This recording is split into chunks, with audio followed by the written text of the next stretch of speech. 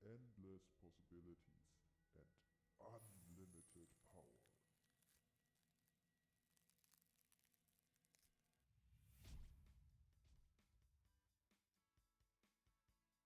Yeah, hello and welcome to the Guru Lessons, the After Effects beginner course from marmorworld.com. My name is Matthias, and in the different tutorials of this series, I'm going to explain you step by step everything that you need to get started with After Effects. But getting started does not mean that it is going to be boring. Already in this first lesson, we are going to create this cool guru clip that you have just seen. First, I show you how to import your footage and create the composition in which we are going to work. Then, I show you how to work with layers and change their position or scale, for example. Then, we are going to use blending modes to integrate the burning fire into the clip. Finally, I also show you how to export the final video using either After Effects RenderQ or the Adobe Media Encoder. But now let's start with the first part and importing your footage. Okay, so here we are now in After Effects, and as you can see, I'm using After Effects CS4, but you also can use any other version. So all these basics are really basically the same in all the different versions, CS3, CS5, whatever. This is a startup welcome screen that you see at the beginning. You can just close this, and then we are here in our main After Effects panel and the After Effects user interface, and you can see that it consists of many different panels here, and this might be quite scary to see so many things with so many different options and so on. The main thing we have to concentrate on is at first just 3 different panels. So we just need here the project panel. This is where we basically collect all the items that we need in our project. Composition, where we'll later have a preview of what we are doing, and here our timeline. Yeah, and all these other things here are not so important, and we can forget them at the moment.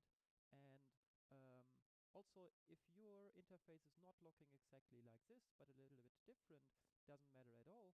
So all these windows here, or these panels, can be arranged freely. So I can, for example, take here this character thing, keep the mouse pressed, and move it, for example, here. And now you can see the panel moved here, and I can of course also resize all the panels, so you can mess up your desktop completely here and everything can look completely different. However, if I'm using here a certain panel, like for example the project panel, you always can re-enable it here under window. You can find all possible panels and can get them if you don't find them. So at the beginning, you can really forget 90% of the panels, just the composition, project, and here this timeline panel are important. Okay, so now we need to import our footage, so our video clips and images that we want to use to create this guru clip that you've seen at the beginning. And we can do this by right-clicking here in our project and choosing Import File. Yeah?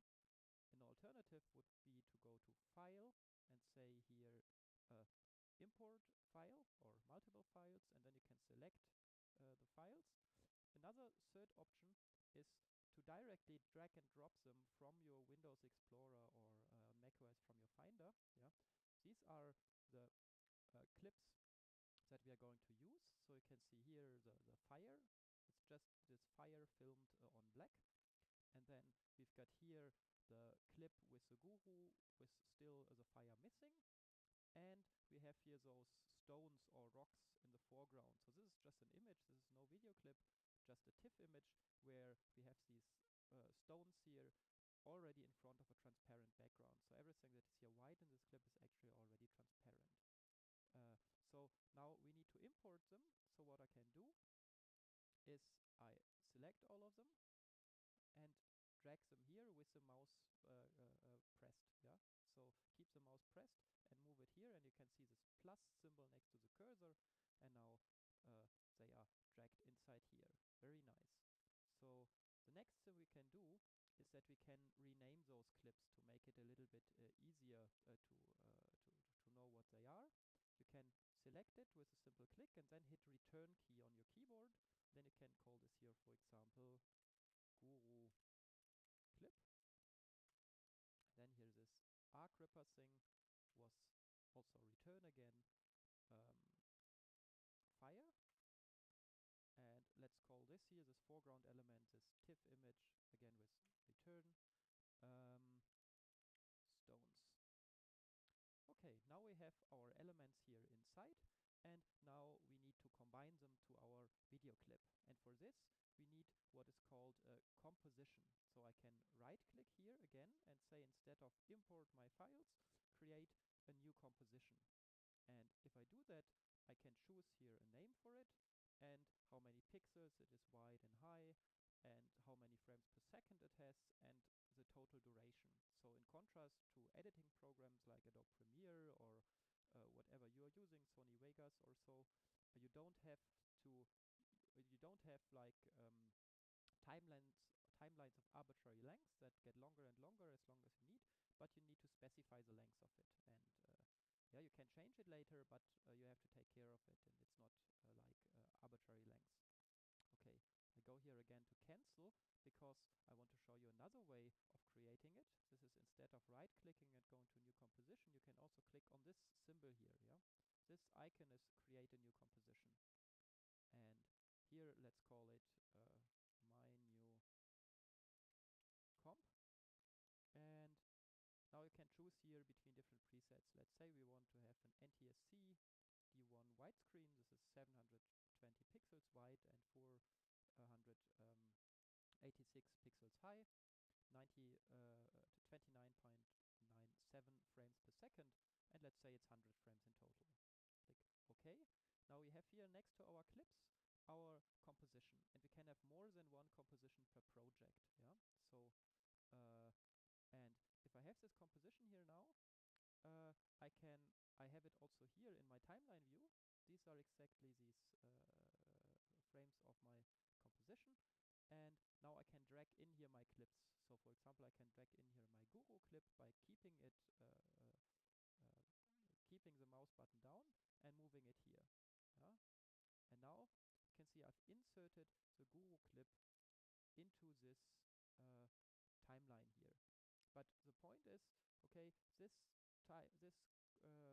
Guru clip doesn't look like my original Guru clip, and the point is that my composition is smaller than the Guru clip. Yeah, you can see the Guru clip has 1050 times 500 something pixels, and my composition has just 720 times 400 something. So it's cut at the end. I can scroll here out. I can see, okay, my clip is actually larger than my composition. Actually, I do this scrolling here by using my mouse wheel. Yeah, with your mouse wheel, you can scroll very nicely.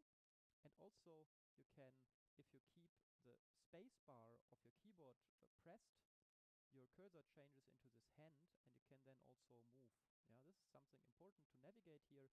Use your scroll bar, use your scroll wheel of your mouse to scroll in and out, and keep the space bars pressed to get this hand to move.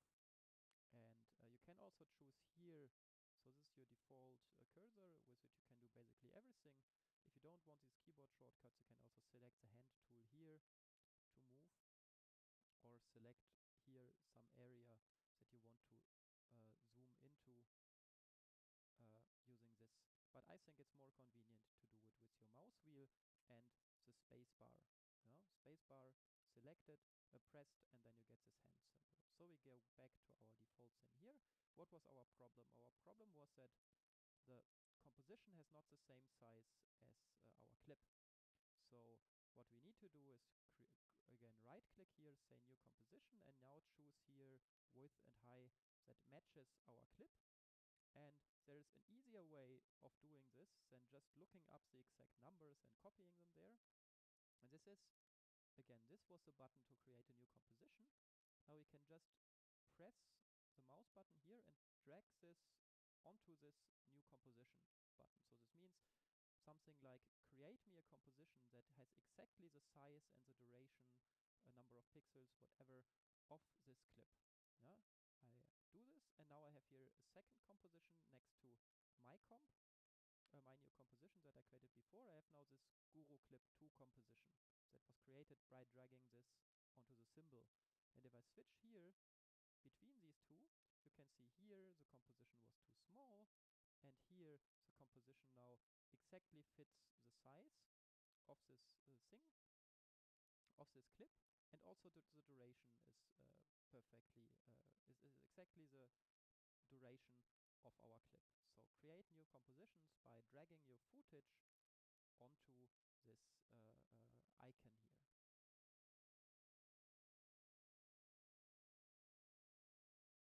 Okay, so this means now this is the comp that we are going to work with, and this is the one we don't need anymore because it has the wrong size.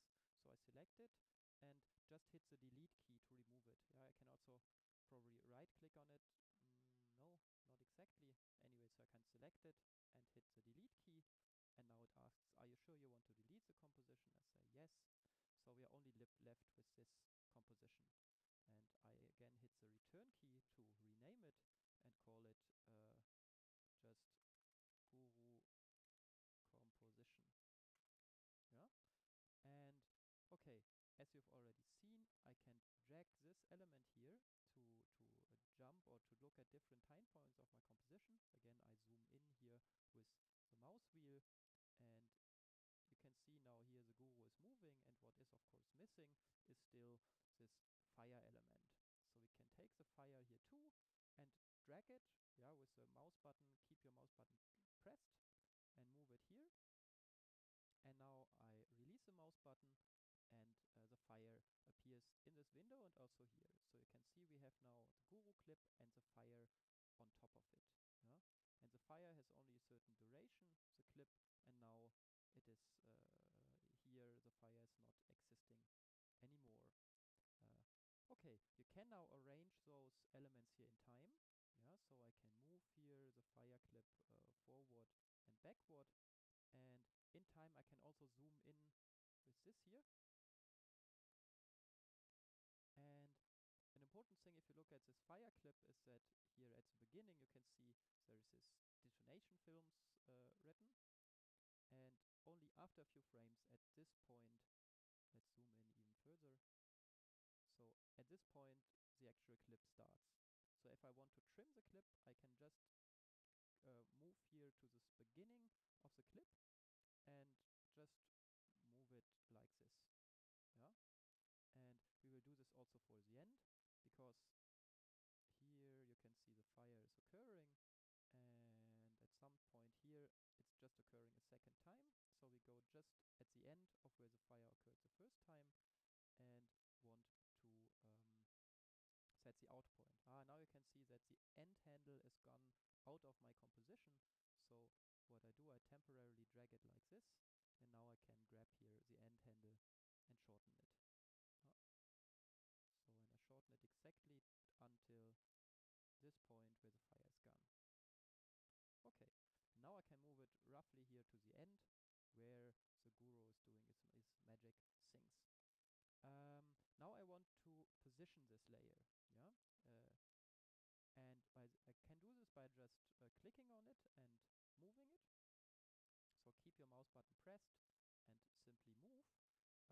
There is another option, and this is you use here these triangles to see what you can do with the fire. What properties does the fire clip has? And it has currently only transform properties. And you find here anchor point, position, scale, rotation, and opacity. And what we want to change, if we move it here, of course, is a position. And you can see that the position gets selected here, and these numbers change when I move it. And of course, I can also change these numbers here directly. I can click on it and say 600, return, and now it moved. I can also press the mouse button, keep the mouse button pressed, and move while it is pressed. Yeah, I can move left and right, and then I change this number. And this goes with basically any number in After Effects, so this is really convenient. Another thing I can of course change here is then the scale. A nice thing about the scale is also if I scale it below 0%, yeah, like -100 or so, you can see it flips. And what we can also do, we can just flip it in one direction. If you disable this here, then you can move each dimension separately, and we can, for example, example, say in the one dimension we want 81%, and in the other dimension we want minus 81%. And what this changes is that you can see now the fire is going here from right to left, whereas in the original one it was going from left to right. Yeah? Now left to right, and now I flip it, say minus 81%, and now it's exactly mirrored. Yeah. Okay, this is something you can also do with scale, just mirroring stuff, and of course making it larger or smaller. Rotation is possible with this here. Yeah. So you can change this value to rotate it however you like. I set it back to 0. You can also move the anchor point. Anchor point is this point here that is currently in the middle, and you can just change it. So now this point is not anymore in the middle of the picture, but somewhere else. It seems to be pretty similar to position, right? But if you move position, you can see that this point is moving with it. And if you change anchor point, the point is not moving. And the importance of this point is that the picture is always rotating around this point if you are rotating it. Yeah. So anchor point is a point at which basically the layer is attached to your composition and around which it is rotating. A last thing you have here is opacity, where you can change the opacity or transparency of your clip. All of these elements are also available with keyboard shortcuts. You can hit A for anchor point. Yeah? A on the keyboard reveals the anchor point. P reveals the position. S is scale. And R is rotation. And T is opacity. This is because opacity is basically transparency. Yeah? Think of transparency. T, transparency, is opacity. If I hit it a second time, it disappears. If I hit it again, it occurs. And you can also reveal several of them simultaneously by keeping Shift pressed. Now I keep the Shift key pressed and hit P, so position occurs in addition. And now I hit, for example, A with still the Shift key pressed, and anchor point also occurs. So this is quite convenient that you can start revealing here stuff for layers. At the moment it doesn't seem to be so important, but if you think that you have later 10 or 20 layers and for each of them you have always to click on these triangles here, it's really annoying. So you can do this for just, for example, keep all layers selected and hit P, and the position of all of them occurs. Quite convenient. Okay, so now we have the fire here, and the additional thing we also wanted to bring in are these stones. Yeah. So I drag them here, and you can see, now I don't see anything of the stones so far. Oh, I got accidentally selected this pen tool that I do not want. So if something behaves strange, you probably have selected the wrong tool. Make sure that you always have selected this here, usually. So now I have no stones visible here. It's because they are behind the guru clip. Yeah? So I can move them in front of this. And now you can see here the stones. Maybe they are a bit dark, but if I move them, I guess you can see them. And if I move them before the fire clip, they are even in front of that. But we want the stones to be behind the fire, but before the background clip. Yeah? And the idea of the stones is that we have here some stones in the foreground on which the fire can then burn.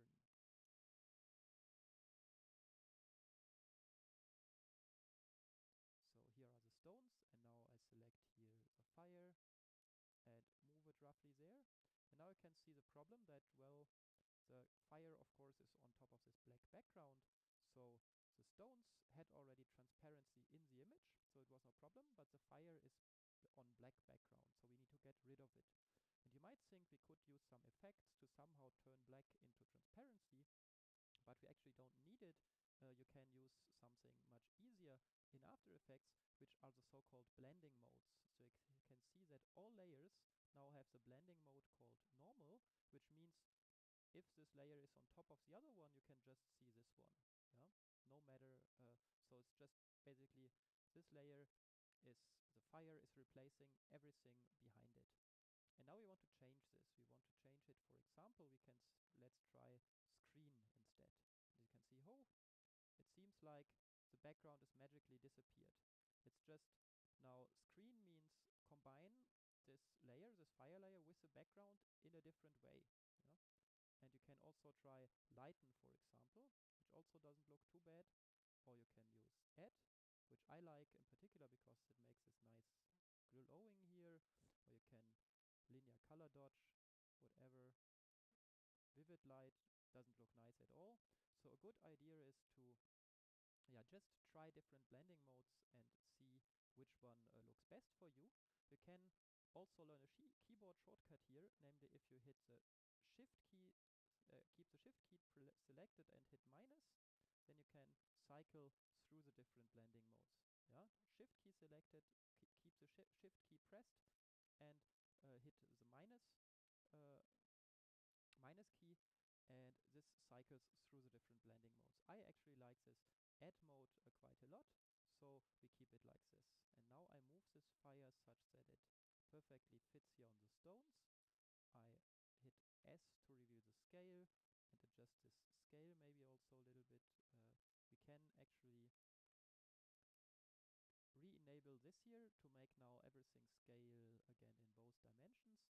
So, okay, maybe around 80% was already a good choice, right? So 81%, let's keep it like this. It's nicely placed here.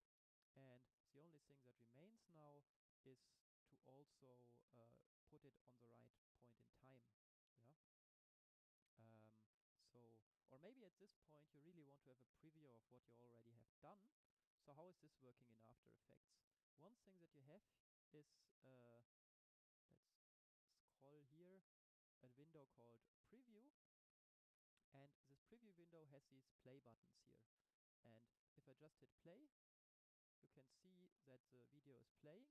The point is that it's somehow playing too slow and we have no sound. Yeah? And this is what always happens if you use this, that it can't play in real time because it's just not fast enough. But what we use instead, and what you will use 99% of the time for doing previews, is this button here, RAM Preview. Yeah? Forget about all of these, you will rarely use them, just this one button. And what you need to understand for this one button is the work area, which is this part here on top that you can move by clicking on it, and where you can start the change the start and end point of it. And if you want to see a preview of, for example, this area here, we just click on RAM Preview, and then such a green bar will occur that says, for this, I have already pre-computed the clip in my RAM. So I click on it, and you can see it here growing. It is a long and stony way, but at the end, you will gain endless possibilities and unlimited. It is a long and stony way. Okay, so now it played the RAM preview for this here, and it played it in an endless loop because I've selected this here. You can change this by clicking on it, so now it will just play it once. Now it will play it in a loop, and now it will play it forward, backward in kind of a ping pong fashion.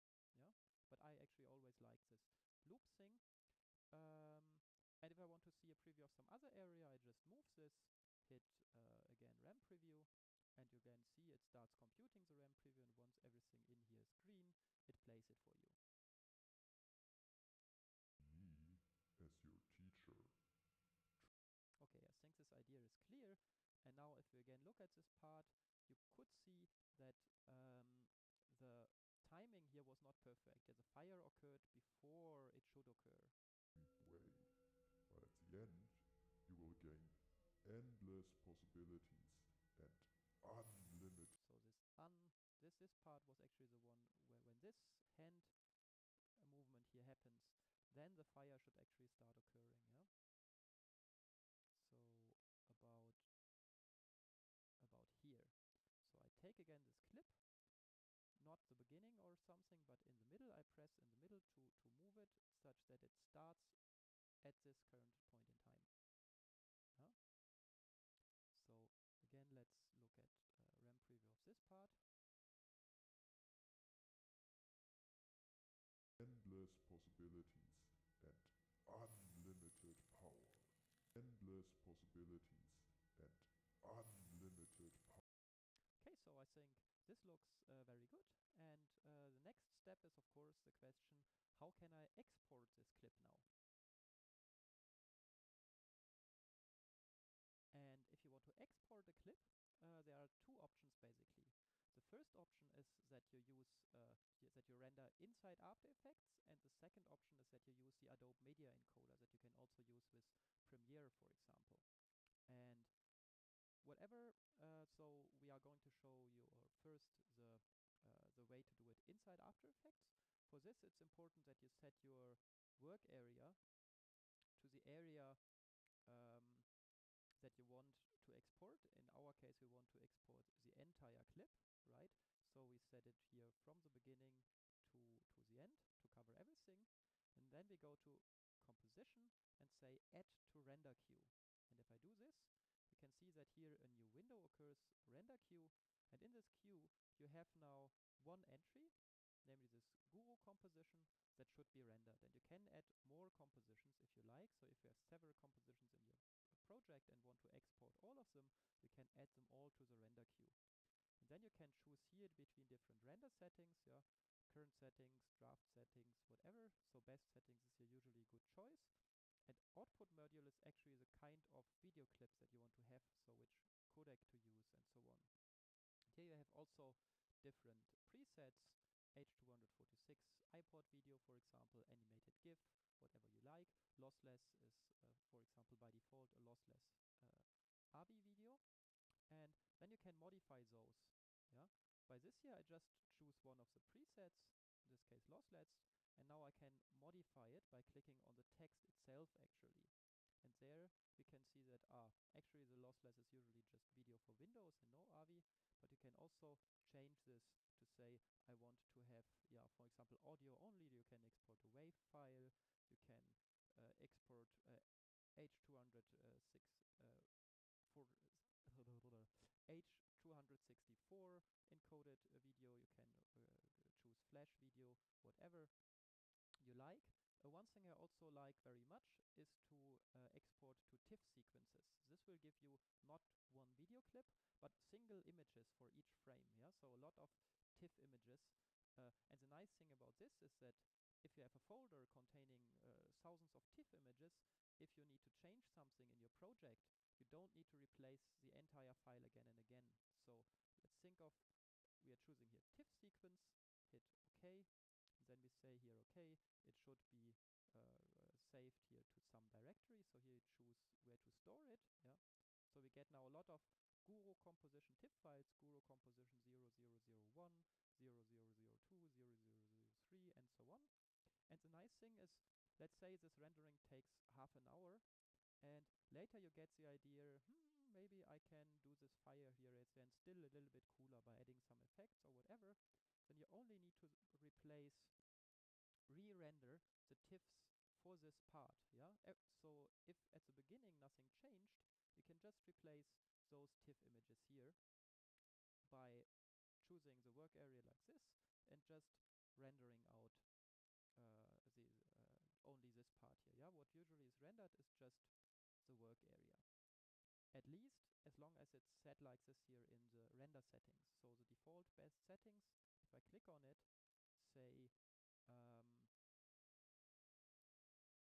time span work area only. Then a clip only for this is created, and this is very nice. Okay, if you now really want to create these images, you hit on render, and that's it. Then it starts rendering and creating all your images. But I'm not going to do this now, because I want to show you the second option of how you can export your stuff. Okay, and the second option to export your project is to save your After Effects project. You go to File, Save, whatever, and then you start the Adobe Media Encoder that I have here already open. So let's make this a little bit smaller, like this. Actually, I have here the German interface because I don't know how to switch it for the media encoder. But anyway, you go to File and then Add After Effects Composition. So in German, After Effects Komposition hinzufügen.